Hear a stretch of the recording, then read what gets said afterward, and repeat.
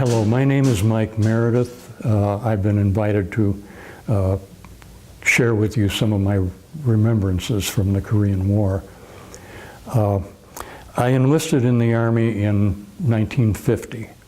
I'm a native of Detroit. I spent most of my adult life in the Chicago area. My wife and I have lived down here since 1999. When I enlisted, the Army was a peacetime Army.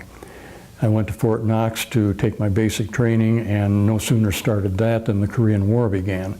So I was actually in a wartime Army for the rest of my tour of duty. When I finished basic training, because I knew how to type, the Army decided I was better suited to be a clerk than a rifleman. So I remained at Fort Knox for another year and a few months. I did not go to Korea until early in 1952. By the time I got to Korea, the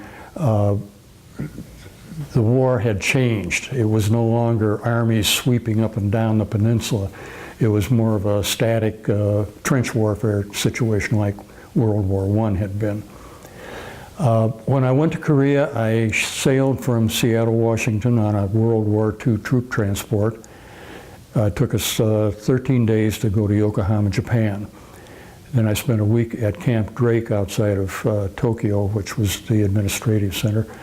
Then I returned to Yokohama and took another troop transport to Incheon. Incheon did not have a harbor, so it was necessary for our ship to anchor out, well out away from the city, and we offloaded onto a floating dock, walked across the dock, and then down into a landing craft of the type that they had used in France, the D-Day invasion of France. And that ship carried me ashore, so that's how I first set foot in Korea. I was put aboard a train and sent to Chuncheon, a city which is a little bit north of Seoul and pretty much midway between the two coastlines. It had been the scene of a major battle early in the war, but it was now 30 or 35 or 40 miles behind the main line of resistance. I was assigned to the 981st Field Artillery Battalion of the 40th Infantry Division. The 40th had been California National Guard, activated in the fall of 1950. Chuncheon was the rear area for the 40th Division, the administrative center, if you will, and we were located in a compound outside of the city on a rather acute bend in the Pokan River. The Pokan is a tributary of the Han, which is one of the major rivers in Korea. My existence there was very routine, very dull. There was really nothing to do but occasionally play volleyball until July. In July it began to rain, and it rained and rained. One of my cohorts said it was like a biblical downpour. It was in the sense the Pokan began to flood. And as it flooded, it filled a dry riverbed behind us and swept away the bridge that passed over that riverbed, which left us on an island, which was diminishing in size by the hour. The next day, the Army sent helicopters in to evacuate us. They were Bell helicopters of the type you see in reruns of the TV show MASH. A bubble that held 2 people, and then 2 litters or stretchers carried outboard.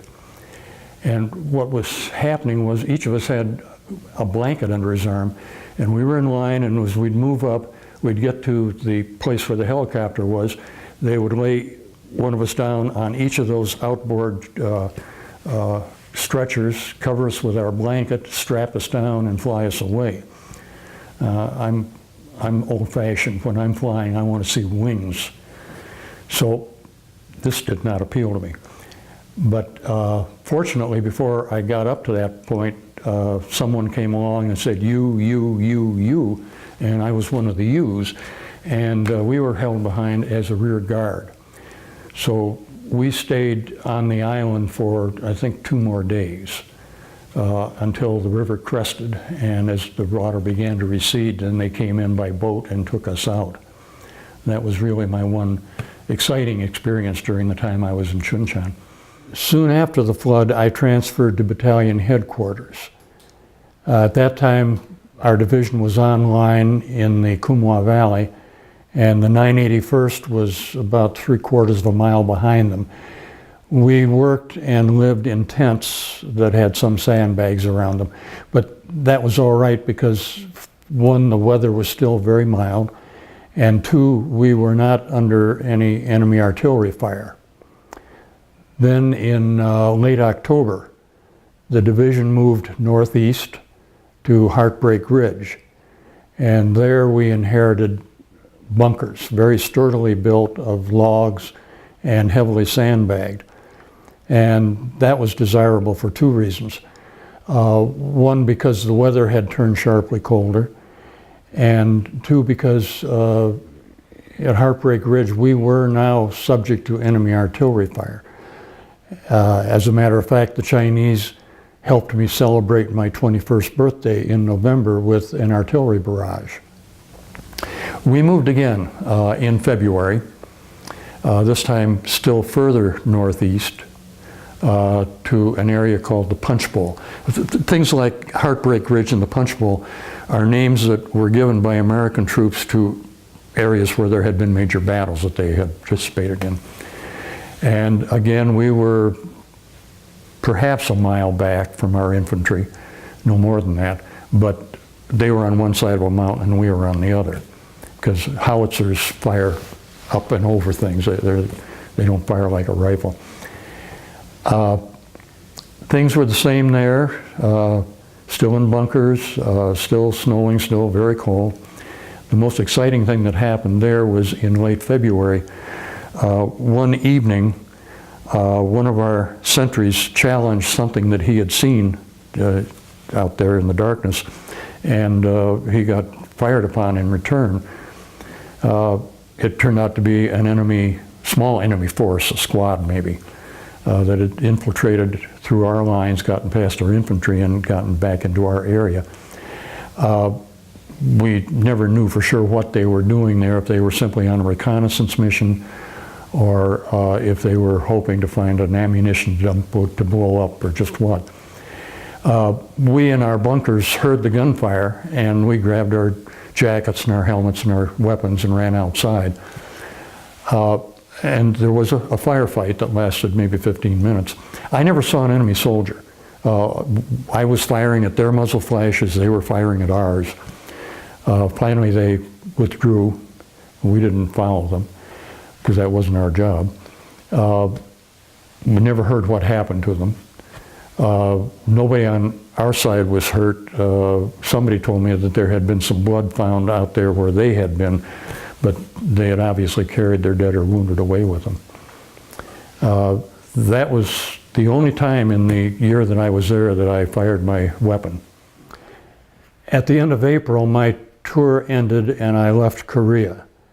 I went by troop transport to Seattle, Washington, and then by troop train to Fort Custer, Michigan, where I was eventually discharged. And I was home again in time to start the summer school session in college. I guess that's it. I got out of the Army in time to start back to school that summer. I had the GI Bill now, which was a wonderful thing. I